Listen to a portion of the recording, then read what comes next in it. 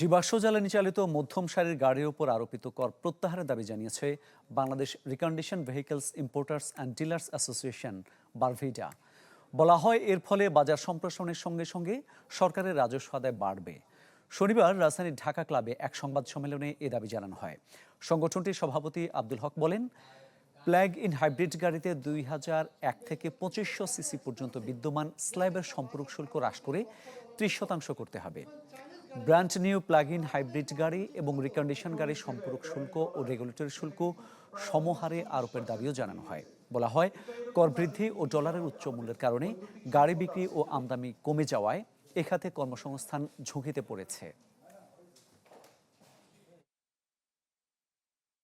Electric গাড়িতে সর্বোচ্চ duty হচ্ছে 200%-এর কম।